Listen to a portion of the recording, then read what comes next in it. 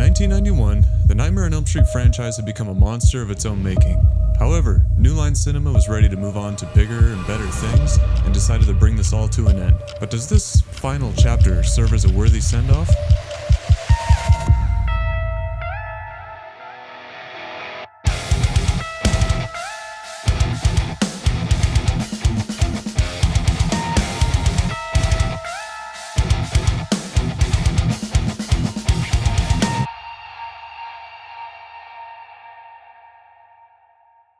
What's up everyone, I'm Trap, I love movies, and today we're talking about Freddy's Dead, The Final Nightmare. This one was a directorial debut for Rachel Talalay, who actually was a producer on most of the prior films in the franchise. I'll go over my pros and cons as well as my own personal rating, all spoiler free here, but if you've seen the movie, stick around to the very end, I'll get into a spoiler chat where we can really finish this thing off. So the movie takes place 10 years after the last installment, where Freddy has supposedly killed off all the teens and children from Springwood. All except for a character we only know as John Doe, who wakes up just outside of Springwood with amnesia due to a head injury. After being picked up by police and tossed into a troubled youth center, a doctor named Maggie realizes odd similarities between their dreams, so she decides to take him back to Springwood in hopes of curing his memory loss and finally finding answers. But let's get right into it.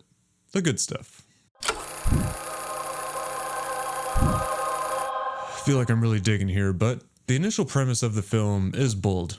I could see what they were going for, I guess, and I could see how it looked good on paper.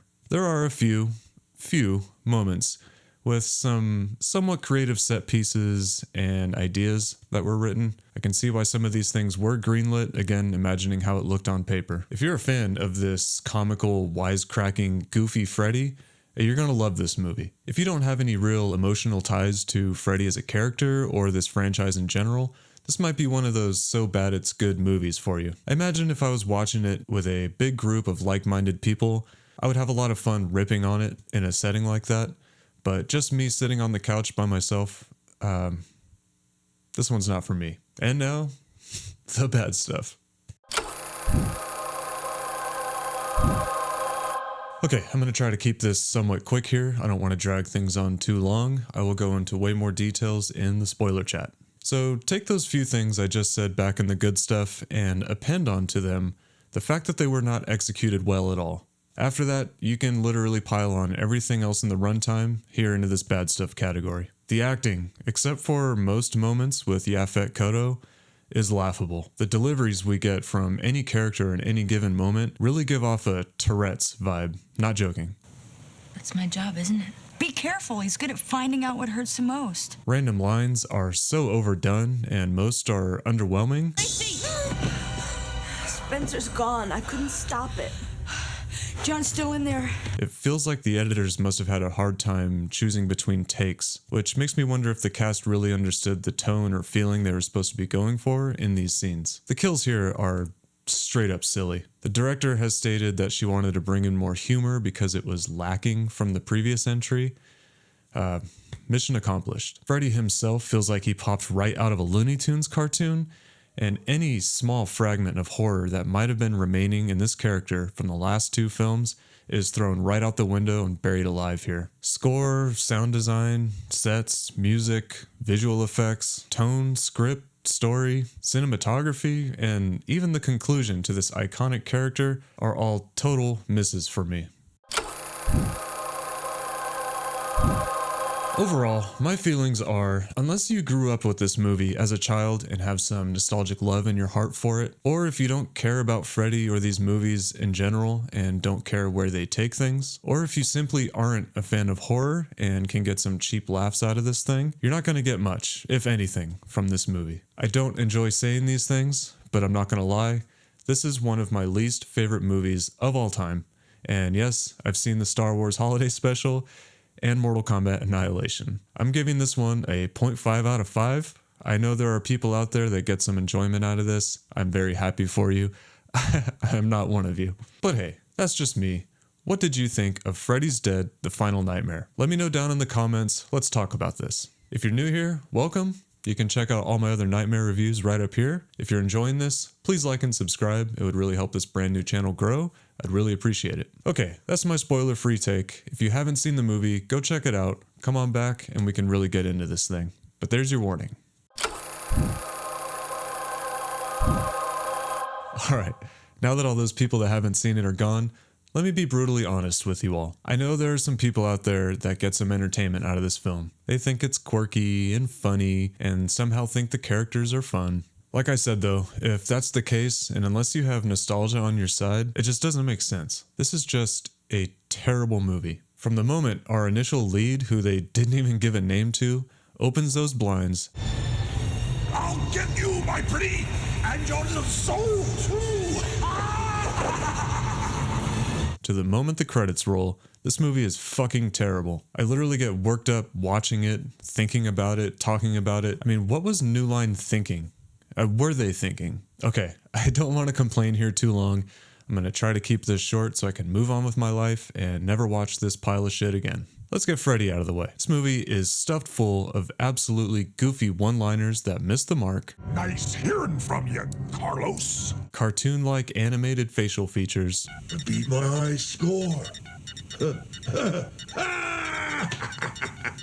and nothing remotely scary. Even his makeup is bad, so we don't even get creepy visuals. I feel like if people back in the day were having legitimate nightmares of Freddy Krueger from watching previous films, this movie would kill off those nightmares for them and make them think, oh, see, he's nothing to be afraid of. The kills in this movie are so ridiculous, it hurts what little amount of soul I have left. From Freddy attaching some weird crab-like hearing aid to Carlos that hyper-intensifies his hearing, stretching out a chalkboard looking like a kid's party magician, to scratching it to blow his head up. Like his own voice or jumping for those needles and landing on the floor wouldn't be way louder than that. And then after that, John wants to enter the dream world, so he politely convinces Tracy to knock him out. There's no time to talk, just do it! I guess that works. Then she just magically appears in there herself, saying that the dream doc taught her a special way. So I guess Kristen Parker's special ability wasn't all that special anyways, right? We get the worst kill and dream sequence all packaged into a 2-for-1 deal here with Spencer's death. Being sucked into the TV in some bad looking trippy moment, getting stuck in a terrible looking video game, some of Freddy's worst lines ever, Power Glove reference, and Spencer boinging around the house. Boing, boing, boing, boing. The way that he can't control his body here in the real world could have produced some terror. It kind of reminds me of Tina's death from the original film. Unfortunately, it was given to us so over the top and cartoonish, it feels like it popped out of a Disney or Scooby-Doo cartoon. And then John's death brings us even more goofy Looney Tunes-like cartoonishness.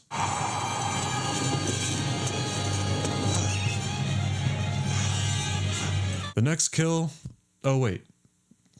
That's it. Unless you want to count Freddy's wife.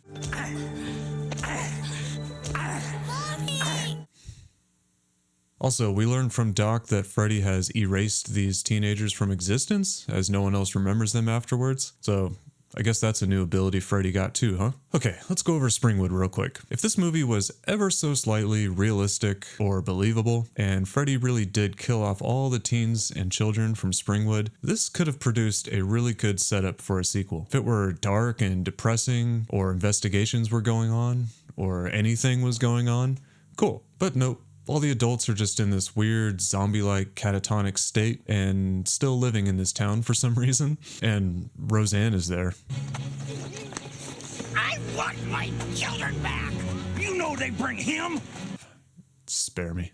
We get some more backstory and lore with Freddy Krueger before his original death, and I can see that it being the 6th movie in and the planned final film of this franchise, why they would do that, but what they gave us didn't really add anything of value to me. I mean, even the fact that they gave him a child was weird. It just kind of gives him extra reasoning into why he decided to keep killing teens after his death. I mean, he was a child murderer who was murdered, and he came back after death through dreams to murder children and teenagers. Doesn't really feel like we needed more than that.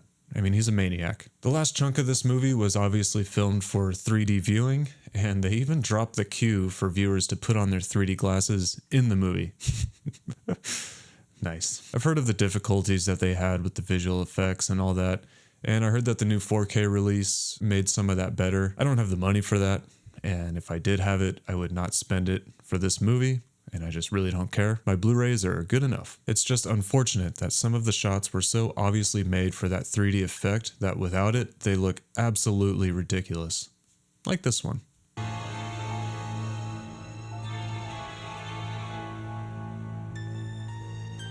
we learn that Freddy was given these dream invading after death abilities by these 3 snake-like dream demons, and we get to see and hear from them, and again, so bad. I won't even, just here. Then open up. And you shall be Forever.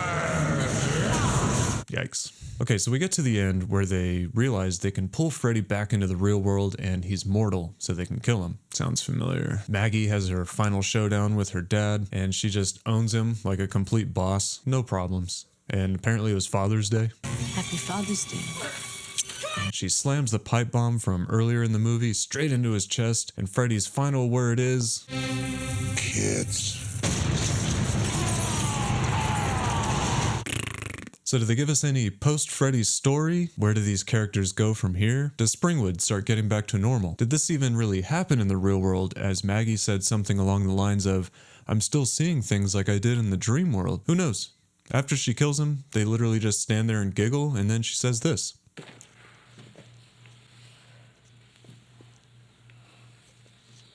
Freddy's dead. Then they just show all the better scenes from previous movies in the credits. This movie is just begging for a proper Riff Tracks episode. I could go deeper, I could complain forever about this movie, but I'll spare you all and myself the trouble.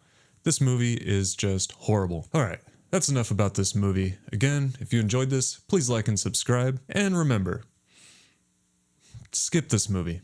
See you guys next time.